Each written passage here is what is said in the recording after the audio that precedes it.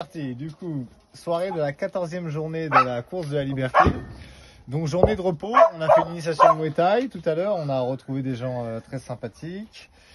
Et on a retrouvé aussi notre amie Lise qui fabrique des t-shirts et des drapeaux de Colombe, donc messagère de paix. Je porte souvent les t-shirts dans les vidéos. Et on est en train de nous concocter un truc qu'on vous présentera demain pour remplacer le flambeau et continuer la course de manière quand même visible et efficiente pour diffuser nos valeurs et nos idéaux. Donc Christophe aujourd'hui qui nous reçoit toujours, qu'on est chez lui pour plusieurs jours, donc chez Christophe et Patrice, qui est une excellente cuisinière végane, qui maîtrise très bien, et qui a participé tout à l'heure à mon initiation de Muay Thai. Donc voilà, guerrière aussi dans l'âme. Donc voilà, donc ce soir il faisait une petite réunion avec des membres de Solaris. Donc spontanément, moi j'ai eu comme idée de faire une petite vidéo questions-réponses pour ceux qui connaissaient pas bien la course, voilà, pour moi aussi mieux vous la faire connaître. Donc voilà, avec les invités présents, eh ben, on va faire une petite session questions-réponses sur la course de la liberté. Alors, moi, Jeanne, je vais poser la bonne question à Raphaël. Je suis enchantée de te rencontrer. Merci. Je ne connaissais pas du tout le concept, hein. Je l'ai découvert l'autre jour sur une vidéo. Oui. Qu'est-ce qui t'a amené à partir dans cette démarche? Alors moi j'ai toujours été quand même plus ou moins marginal depuis que je suis petit, je suis très spécial, très différent. Et vraiment l'été dernier, avec ce qui s'est passé là, l'obligation vaccinale, le pass et tout ça, enfin, ces trucs complètement antidémocratiques, complètement totalitaires, complètement fous, ça m'a vraiment encore plus enflammé dans ma révolte et poussé dans mon émancipation du système. Donc j'avais mon passeport qui était périmé depuis juin, donc pas très longtemps, en fait juin 2021. Et donc au lieu de le garder de côté pour le faire renouveler possiblement plus tard, je l'ai brûlé à ce moment-là, j'ai jeté ma carte bancaire et aujourd'hui je n'ai plus aucun papier d'identité, plus de carte bancaire, plus de téléphone. J'y vais déjà sans téléphone depuis 2019. Donc voilà, maintenant je suis complètement émancipé du système, donc je vis d'échanges de façon autonome et anarchique. Et j'ai fait manifester pour la première fois, j'ai fait mes premiers engagements politiques l'été dernier sur les manifestations, alors que jusqu'ici moi je suis apolitique et anarchique, donc je m'intéressais pas à ça, mais là je trouvais que ça allait vraiment beaucoup trop loin, ça violait vraiment les droits fondamentaux de l'humain, les droits de l'homme, donc je me suis engagé. Avec le tempérament et le physique que j'ai, c'est logique finalement, c'est une relation de cause à effet qui fait que je me suis fait connaître dans les manifs, à monter sur les statuts, avec mon statut de leader, mon tempérament de leader, de me mettre devant, de chanter, de crier fort et de me confronter aux forces de l'ordre, donc ils me connaissent aussi là-bas. Et après je suis passionné du coup de philosophie et de mythologie. Donc le mythe de Prométhée qui est très important, là j'ai pas trop mes temps sinon ça va faire trop long, j'en ai déjà parlé sur d'autres vidéos, qui est pour moi le plus important. Ça m'est venu spontanément de courir avec une flamme, en plus en étant sportif de niveau, en courant sur depuis que je suis petit. Donc voilà, c'est une idée que j'ai eue vers janvier, et en février on a monté la première course de la liberté. Super. Et t'es parti d'où? Alors d'Argelès-Gazos dans les Hautes-Pyrénées jusqu'à Paris en passant par Clermont-Ferrand, plus de 900 km de course en 4 semaines. Et la deuxième édition a eu lieu en Corse entre mai et juin, 800 km, mais là il y a plus de dénivelé, plus de chaleur, donc c'est quand même plus dur physiquement, même s'il y a moins de kilomètres. Et la troisième en Bretagne, parce que les Bretons ont été très impliqués et enthousiastes lors de la première édition. J'ai un copain qui est devenu copain du coup, un soignant suspendu de Saint-Nazaire qui m'a rejoint à la fin, sur le dernier jour à vélo, la première édition, et qui m'a dit il faut que tu viennes en Bretagne, voilà, les Bretons ils sont super engagés derrière ce que tu fais, ils veulent que tu viennes, voilà. Donc là c'est une édition très spéciale, mais du coup il y a quand même des rencontres incroyables et des choses qui font que ça vaut le coup. Ça vaut le coup. En plus, t'as amené le soleil avec toi. Ouais, là du coup oui, il y a plus de pluie.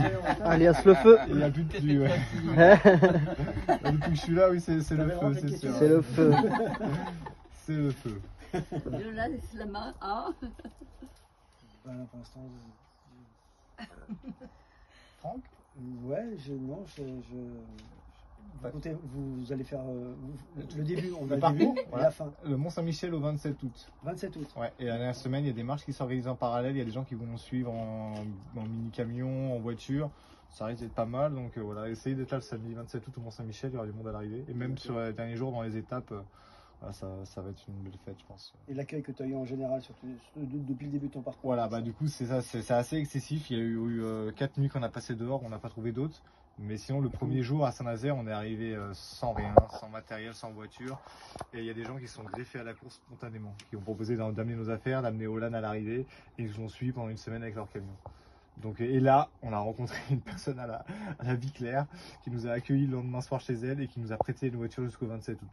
Donc on fait des rencontres extraordinaires. C'est génial. Ouais, donc c'est très excessif, c'est mon rapport au monde qui est comme ça en fait Ouais, depuis toujours. ouais. Et donc là, de pire en pire, vu que maintenant la course de la liberté, j'ai pris encore plus de place. Jusqu'ici, j'étais avec un collègue qui est resté en Corse.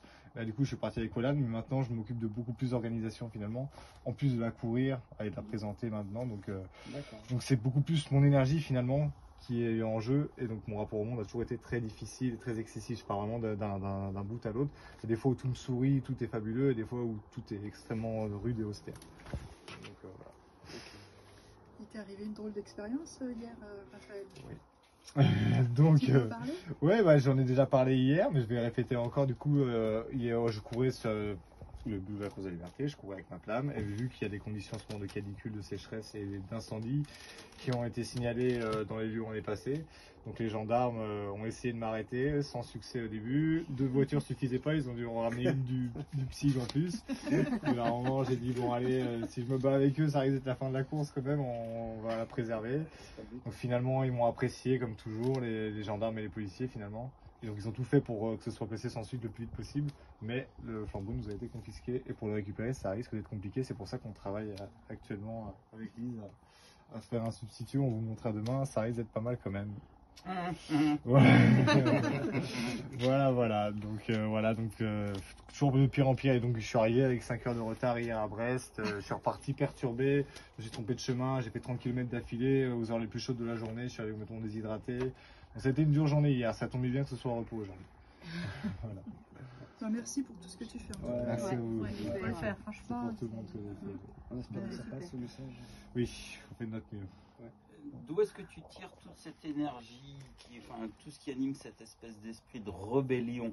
C'est de mon âme. Je suis l'incarnation de Lucifer, c'est comme ça. Oui, mais après, il faut connaître, Lucifer, étymologiquement, c'est le porteur de lumière, et c'est l'analogue de Prométhée dans le mythe. C'est lui qui apporte le logos aux hommes et qui se fait bannir de l'Éden pour ça, comme Prométhée qui se fait enchaîner à son rocher. Donc il y a plein de versions du mythe. Moi, j'ai fait ma propre interprétation. Moi, je suis une sorte de Lucifer en fait sublimé, qui ne devient pas Satan, qui n'est pas la cause du mal, qui est plutôt un Lucifer qui refuse le plan divin et toutes ces faussetés en fait, parce que Dieu du coup met Adam et Ève en présence du serpent, de la pomme, et s'il est tout puissant, au bout d'un moment il est responsable de tout ce qui se passe. Donc en fait moi, mon Lucifer à moi, c'est celui qui est révolté contre le plan divin, qui ne supporte pas les imperfections de ce monde, qui apporte la lumière, qui montre les gens du coup où est la vérité, ou bien qui leur apporte la connaissance, et qui pour ça se fait condamner comme Prométhée par Zeus, qui ne veut pas que les humains se rapprochent du niveau des dieux, et qui leur interdit de leur passer le feu, et Prométhée le fait quand même. Il y a des choses qu'on nous a pas dit à l'école. On nous a pas dit. Oui, c'est clair, oui. On va le savoir bientôt. Tout cela est magique quand même. Hein. Oui, bien sûr, mais c'est des symboliques, bien sûr. Et moi, je fais mes propres versions du mythe aussi, comme elles me plaisent. Mais voilà, toute cette énergie vient vraiment de mon âme. En fait, c'est pour me comprendre. Moi, il faut pas chercher dans le conditionnement. J'ai aucun rapport avec mes frères et sœurs, avec les gens qui ont grandi dans la même ville que moi, qui ont fréquenté les mêmes écoles. Je suis vraiment comme Carl Gustav Jung. En fait, c'est la primauté de l'âme, de l'intérieur sur l'extérieur, sur les conditions. Voilà. Toute cette énergie, ouais, ça vient de l'éros des Grecs, en fait, l'éros primordial qui est sorti le premier du chaos, cette pulsion de vie, cette force qui m'anime et qui fait que mon âme est indomptable. C'est comme ça que je suis né avec, j'explique pas. Je suis né, voilà ce que je suis, comme il dit Achille dans 3. Tu suis ce que tu ressens et puis tu y vas quoi. Oui, bah du coup j'ai fait un gros travail sur moi, et donc aujourd'hui, ouais, je pense être assez avancé sur le processus d'individuation dont parle Carl Gustav Jung, donc le conscient et l'inconscient qui s'unissent, qui ne font plus qu'un, où je maîtrise à la fois du coup mon intellect, mes pulsions, mes émotions, tout ça pour faire quelque chose d'ordonné, de cohérent, d'uni. On va vous donner les références des bouquins. Je vous dirai tout ça, il n'y a pas de souci. Bah non, mais c'est vrai que tu as énormément de références là. Oui, bah du coup, ouais, j'ai pas mal étudié. Tu lisais pas des BD quand tu étais petit? Si, mais c'est tardif en fait que je me suis mis à l'autodidaxie. Lors d'un jeûne à Clermont-Ferrand, ouais, je vous en parlerai. Et donc, il y a aussi un ordre logique en fait dans Carl Gustav Jung. Du coup, le 3e stade de l'animus, de l'âme masculine, c'est le logos, l'intellect, l'orateur, l'enseignant. Donc pour moi, c'est le plus proche en fait. Quand tu es individué, tu as les 4, tu maîtrises les 4. Et du coup, le 3e stade pour moi est plus proche que le premier qui est celui de la force.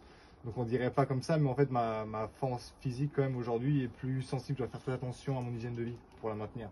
Mais le verbe, l'intellect aujourd'hui, il est plus proche pour moi. Je le maîtrise mieux, je trouve finalement, que ma force physique aujourd'hui. Voilà, je vous parlerai de tout ça. Y a pas de souci. Je partagerai même sûrement mes travaux. J'ai un peu vulgarisé la pensée de Carl Gustav Jung qui est très méconnue pour moi. Donc sur un document Word où j'essaie d'être très concis et très clair, mais il y a des fois je suis un peu trop élitiste toujours, j'ai du mal à vulgariser. Mais voilà, je pourrais partager ça. J'ai fait mes vertus cardinales à l'image de celle de Platon, mais différentes. Donc je pourrais partager plein de choses sur nos réseaux. Il va falloir que tu crées une école, du coup, alors. Hein? J'ai mis une seule pièce dans le jukebox. Hein. C'est vrai qu'on va éviter de faire trop long pour ce soir. Je pense que c'est pas mal. Hein, ouais. Est-ce que tu peux nous dire de quoi tu vis? Parce Voilà, que tu donnes beaucoup pour les autres.